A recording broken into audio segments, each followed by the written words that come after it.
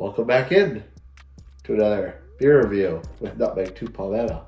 That's me, by the way. As always, coming to you from my Midland studio down in South Carolina.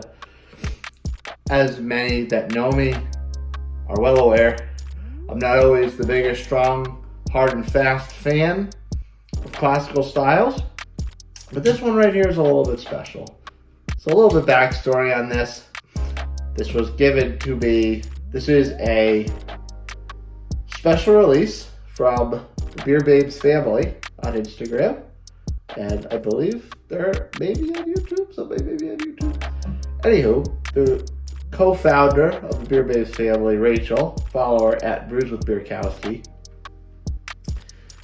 she was one of 3 guests on a recent episode of the Upstate Beer Boys podcast, and she was nice enough to send some of these beers that were brewed by her brewery, where she works, House Brewing, down in Arizona, out west.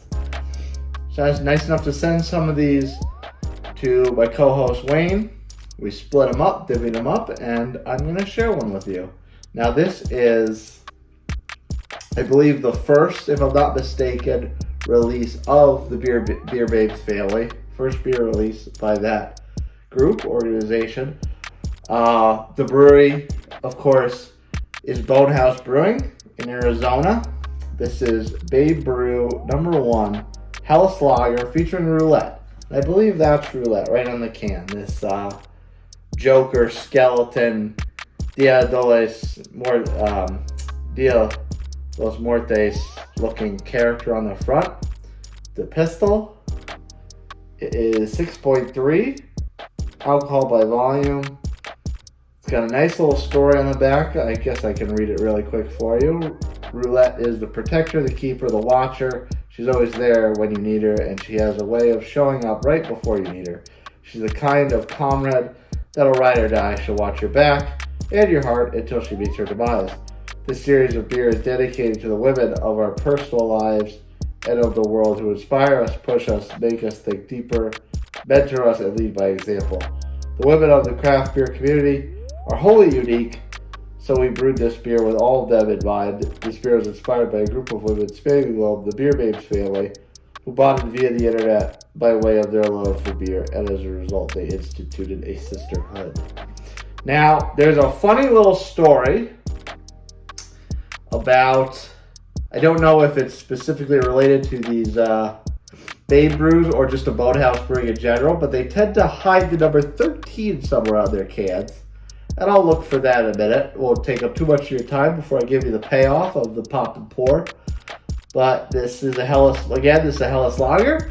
I'm not always the biggest fan of classical styles, but this has a special cause. It's a nice little story behind it, so I'm of course willing to give it a chance. How about just say we crack her open?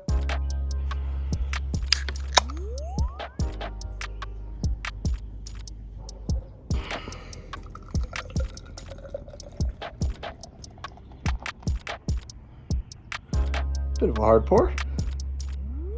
There it is. Nice, clean, kind of clear color. Good, soft, foamy head.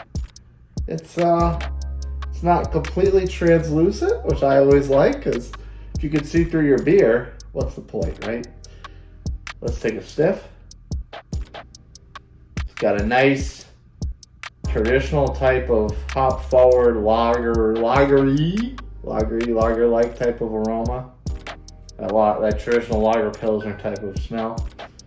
All right, how about without further ado, we take a sip? I've babbled enough for you.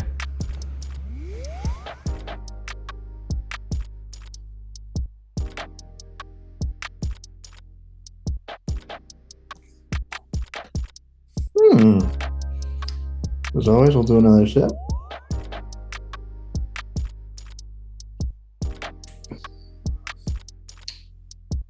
Wow. That is a damn good beer.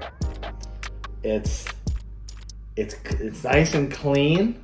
There's not a lot throwing your palates off as far as being off-putting or what have you. My taste palette usually is a different quote unquote opinion as others, but I almost get like a little bit of sweetness from this. It's not like, not like an overpowering sweetness like you would get from a sour or something. But there's something about it where it's more than just your typical type of lager, pilsner, Helles type of flavor. It's a little more full. That's probably a better way to describe it. It's a little more full than you would typically associate with this style. But it's got a bit of a hoppiness to it. Like it's almost like people coined the style hoppy pilsner almost. Obviously this is not a pilsner, it's a Helles lager, but it kind of reminds me of something like that.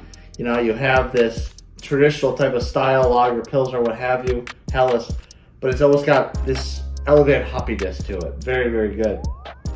Took me a little bit by surprise there.